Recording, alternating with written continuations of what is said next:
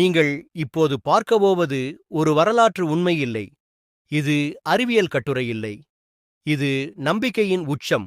ஆனால் இதை பார்த்து முடித்தவுடன் உங்கள் மனசு ஒரே ஒரு கேள்வியை கேட்கும். இவர்கள் மனிதர்களா? அல்லது வேறு ஏதாவதா? தமிழ்நாட்டில் பிறந்த 18 சித்தர்கள்.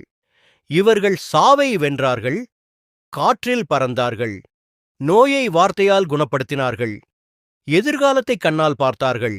இவர்களின் உடல்கள் இன்றும் மண்ணில் மறையவில்லை என்கிறார்கள். இந்த வீடியோவை முழுவதும் பாருங்கள், ஏனென்றால் இறுதியில் நான் சொல்லப்போவது உங்களை அதிர்ச்சியில் உறைய வைக்கும். வணக்கம் நண்பர்களே, ரூட்ஸ் ஆஃப் தமிழுக்கு மீண்டும் ஒரு முறை நல்வரவு. இன்று நாம் பேசப்போவது தமிழ்நாட்டின் மிகவும் மகத்தான, மிகவும் மர்மமான, மிகவும் சக்தி வாய்ந்த 18 சித்தர்களை பற்றி. இவர்கள் யார்? இவர்களுக்கு என்ன சக்திகள் இருந்தன? இவர்கள் இன்றும் உயிரோடு இருக்கிறார்களா? இந்த கேள்விகளுக்கு நான் இன்று பதில் சொல்கிறேன். முதலில் ஒரு அடிப்படை விஷயம். சித்தர் என்றால் என்ன? சித்தர் என்பது சித்தி அடைந்தவர் என்று பொருள். சித்தி என்பது ஒரு மனிதன் தன் உடல், மனசு, ஆன்மா மூன்றையும் முழுமையாக கட்டுப்படுத்தும் நிலை.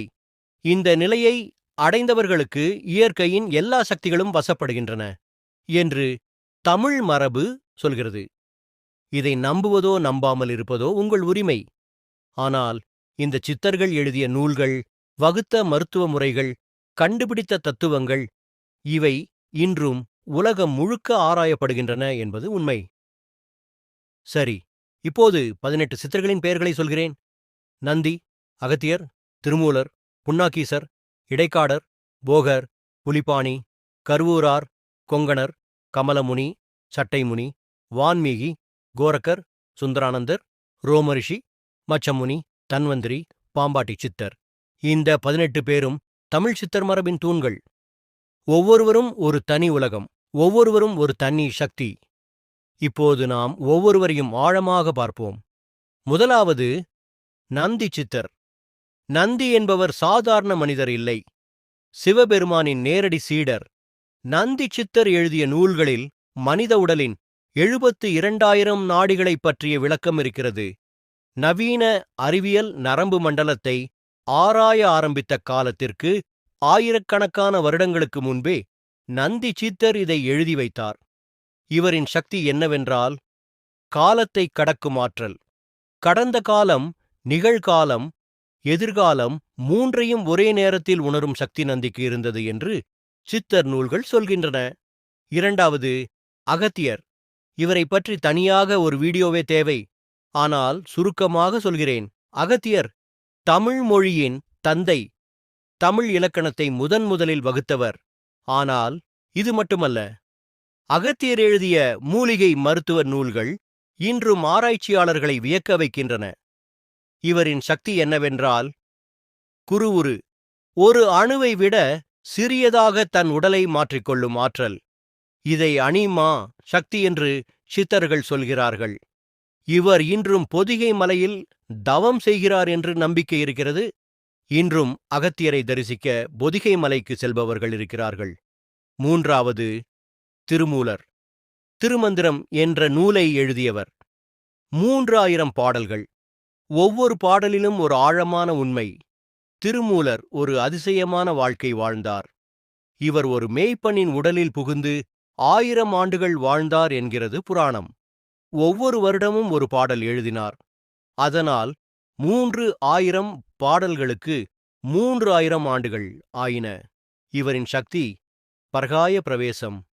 இறந்த உடலுக்குள் புகுந்து அதை உயிர்ப்பிக்கும் ஆற்றல். இது நவீன அறிவியலுக்கு இன்னும் புரியாத ஒரு மர்மம். நண்பர்களே, இப்போது ஒரு நிமிடம் நிறுத்துங்கள்.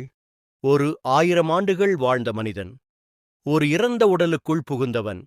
இதை கட்டுக்கதை என்று சொல்லலாம். ஆனால் திருமந்திரத்தில் உள்ள யோக ரகசியங்களை இன்று உலகின் பெரிய விஞ்ஞானிகள் படிக்கிறார்கள். அந்த ஞானம் எங்கிருந்து வந்தது? நான்காவது, போகர். இவரே மிகவும் மர்மமான சித்தர். போகர் என்பவர் தமிழனா, சீனதானா என்ற கேள்வி இன்றும் தீர்க்கப்படவில்லை. சில வரலாற்று ஆய்வாளர்கள் போகர் தமிழ்நாட்டிலிருந்து சீனா சென்று அங்கே தத்துவத்தை கற்பித்தார் என்கிறார்கள்.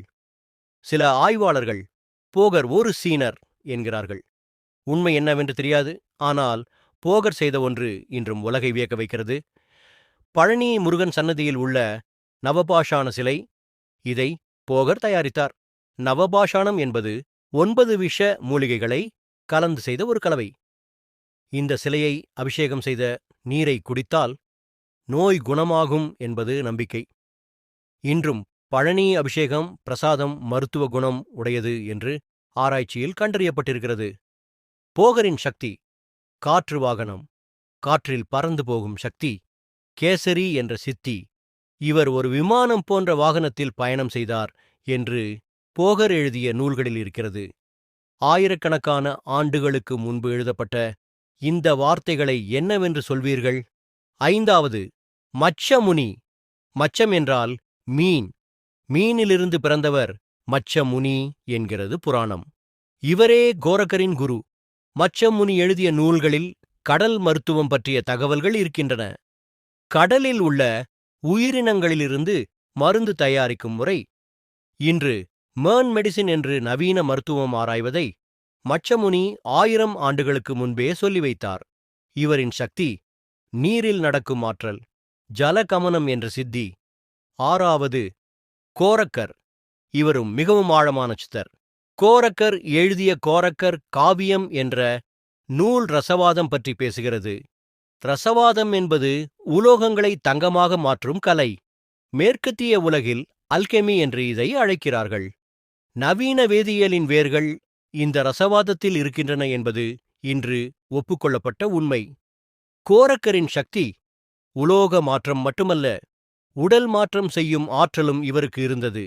வேறொரு உடல் எடுத்துக்கொள்ளும் பரகாய சக்தி. 7வது, கருவூரார். இவர் தஞ்சை பெரிய கோவிலோடு ஆழமாக தொடர்புடையவர். ராஜராஜ சோழன் கட்டிய பெரிய கோவிலுக்கு வாஸ்து சக்தி தந்தவர் கருவூரார் என்கிறது மரபு. இவர் எழுதிய நூல்களில் சுண்ணாம்பு கலவை, கட்டிடக் கணக்கு, அளவுகள் இவையெல்லாம் விஞ்ஞான அடிப்படையில் சரியானவை என்று இன்றைய கட்டிட வல்லுநர்கள் ஒப்புக்கொள்கிறார்கள். கருவூராரின் சக்தி கனிமா என்ற சித்தி. எவ்வளவு பெரிய பொருளையும் சிறியதாக்கும் சக்தி. மலையையே தனது உள்ளங்கையில் வைத்திருக்கும் ஆற்றல். 8வது, கொங்கணர். கொங்கு நாட்டை சேர்ந்தவர். இவர் எழுதிய நூல்களில் நட்சத்திர கணிதம் இருக்கிறது. கோள்களின் இயக்கம், சூரியன் சந்திரனின் தூரம், இவற்றை கொங்கணர் எண்ணிக்கையில் கணக்கிட்டு எழுதியிருக்கிறார்.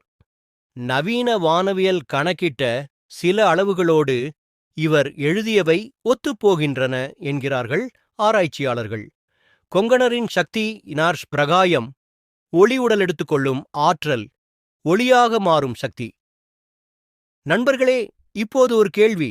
இந்த சித்தர்கள் எழுதியவை வெறும் கவிதைகளா? அல்லது அதில் உண்மையான அறிவியல் இருக்கிறதா? கொஞ்சம் யோசியுங்கள். நவீன மருத்துவம் கண்டுபிடிக்கும் முன்பே இவர்கள் மூலிகை மருத்துவம் எழுதினார்கள். விமானம் கண்டுபிடிக்கும் முன்பே காற்றில் பறப்பதைப் பற்றி எழுதினார்கள். வேதியியல் துறை உருவாவதற்கு முன்பே ரசவாதம் செய்தார்கள். இது தற்செயலா? 9வது, புலிப்பாணி. புலியை தன் வாகனமாக கொண்டவர். இவர் பழனி மலையோடு தொடர்புடையவர். போகர் செய்த நவபாஷான சிலைக்கு பூஜை செய்தவர் புலிப்பாணி என்கிறார்கள். இவரின் சக்தி வசியம். ஒரு நோக்கினாலேயே விலங்குகளை கட்டுப்படுத்தும் ஆற்றல். புலியை வாகனமாகச் செய்து கொண்டவர் இந்த சக்தியை தெளிவாக காட்டுகிறார். 10வது, இடைக்காடர். இவர் எழுதிய நூல்களில் சோதிடம் மட்டுமல்ல, மனித நடத்தை விஞ்ஞானம் இருக்கிறது. ஒரு மனிதன் எப்படி சிந்திக்கிறான், அவன் எப்படி செயல்படுவான், அவன் வாழ்க்கை எங்கே போகும், இதை அவன் பிறந்த நேரத்திலிருந்தே கணக்கிட முடியும் என்கிறார் இடைக்காடர். இன்றைய சைக்காலஜி மற்றும் பிஹேவியரல் சயின்ஸ் ஆராய்வதை இவர் 1000 ஆண்டுகளுக்கு முன்பே எழுதியிருக்கிறார்.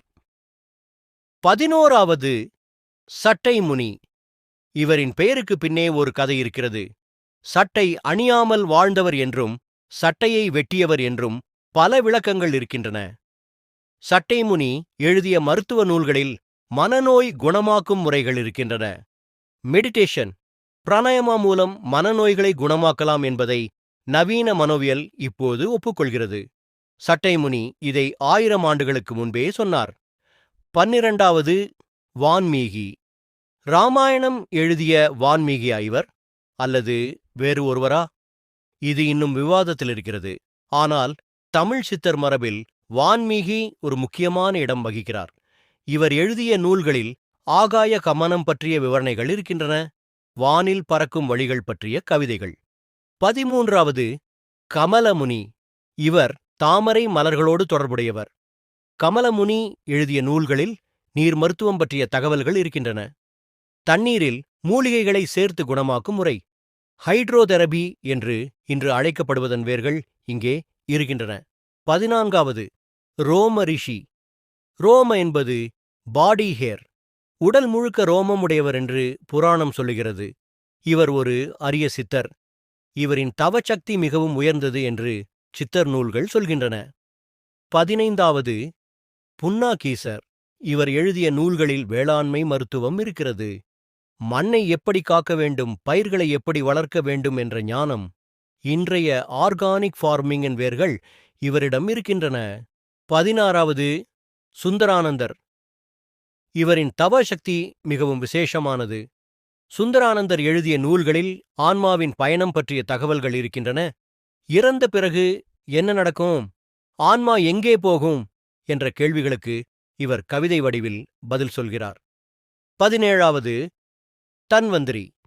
இவர் தமிழ் மருத்துவத்தின் கடவுள், ஆயுர்வேதத்தின் தந்தை என்று இவரை சொல்கிறார்கள். தன்வந்திரி எழுதிய நூல்களில் 4448 மருத்துவ சூத்திரங்கள் இருக்கின்றன என்கிறார்கள். இவரின் சக்திடாஷ் நோயை வார்த்தையால் குணப்படுத்தும் ஆற்றல், மந்த்ரா ஹீலிங் என்று இன்று ஆராயப்படுவதை இவர் 1000 ஆண்டுகளுக்கு முன்பே செய்தார்.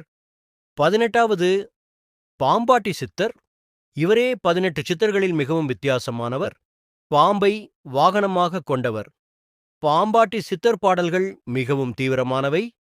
சாவை பற்றி, உடலை பற்றி, இந்த உலகம் என்னவென்று பற்றி அவர் எழுதியவை இன்றும் தமிழர்களை ஆழமாக தொட்டுச் செல்கின்றன.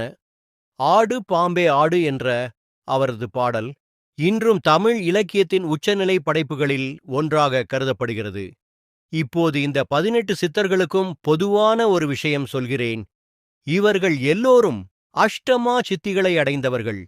அஷ்டமா சித்தி என்பது 8 வகை சக்திகள். அனிமா, அணுவை விட சிறியதாக மாறும் சக்தி. மகிமா, மலையை விட பெரியதாக மாறும் சக்தி. கரிமா, மிகவும் கனமாக மாறும் சக்தி. லகிமா, காற்றை விட இலேசாக மாறும் சக்தி. பிராப்தி, எங்கும் செல்லும் சக்தி. பிரகாமியம், எதையும் கட்டுப்படுத்தும் சக்தி. ஈஷத்துவம், படைக்கும் சக்தி. வசித்துவம், எதையும் வசப்படுத்தும் சக்தி. இந்த 8 சக்திகளும் 18 சித்தர்களிடம் இருந்தன என்கிறது தமிழ் மரபு. இப்போது மிகவும் முக்கியமான கேள்வி, இந்த சித்தர்கள் இன்றும் உயிரோடு இருக்கிறார்களா? இது ஒரு விவாதமான கேள்வி. ஆனால் சித்தர் மரபு என்னவென்றால், இவர்கள் உடலை விட்டு போகவில்லை, சமாதி நிலையில் இருக்கிறார்கள். சமாதி என்பது இறப்பு இல்லை, ஒரு ஆழ்ந்த தவநிலை. அந்த நிலையில் உடல் இருக்கிறது, ஆன்மா விழிப்பாக இருக்கிறது, ஆனால் வெளி உலகோடு தொடர்பு இல்லை. அகத்தியர் பொதிகை மலையில், திருமூலர் சிதம்பரத்தில், போகர் பழனியில், இப்படி ஒவ்வொரு சித்தரும் ஒரு குறிப்பிட்ட இடத்தில் சமாதி நிலையில் இருக்கிறார்கள் என்கிறது மரபு. நம்புவதோ நம்பாமல் இருப்பதோ உங்கள் உரிமை.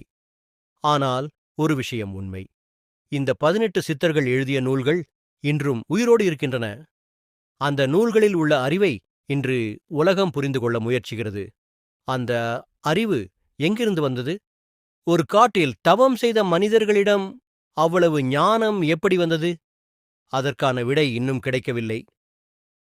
நண்பர்களே, இந்த 18 சித்தர்களின் கதை இதோடு முடியவில்லை. இவர்களில் ஒவ்வொருவரும் ஒரு தனி உலகம். இவர்களில் ஒவ்வொருவரின் கதையும் ஒரு தனி வீடியோவுக்கு தகுதியானது. உங்களுக்கு யார் கதை முதலில் வேண்டும் என்று கமெண்டில் சொல்லுங்கள். அந்த கதையை நான் அடுத்த வீடியோவில் ஆழமாக சொல்கிறேன். இந்த வீடியோ உங்களுக்கு பயனுள்ளதாக இருந்தால் இப்போதே லைக் பண்ணுங்கள். உங்கள் நண்பர்களுக்கும் ஷேர் பண்ணுங்கள். ரூட்ஸ் ஆஃப் தமிழ் சேனலை சப்ஸ்கிரைப் செய்யாதவர்கள் இப்போதே சப்ஸ்கிரைப் பண்ணி பெல் ஐகான் அழுத்துங்கள். ஏனென்றால் தமிழின் மிகவும் ஆழமான மர்மங்களை நான் இன்னும் உங்களுக்காக கொண்டு வர இருக்கிறேன்.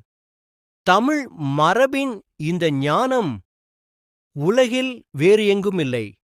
இதை நாம் அறிந்து கொள்வது நம் கடமை. இதை அடுத்த தலைமுறைக்கு சொல்வது நம் பொறுப்பு. ரூட்ஸ் ஆஃப் தமிழுடன் தொடர்ந்திருங்கள்.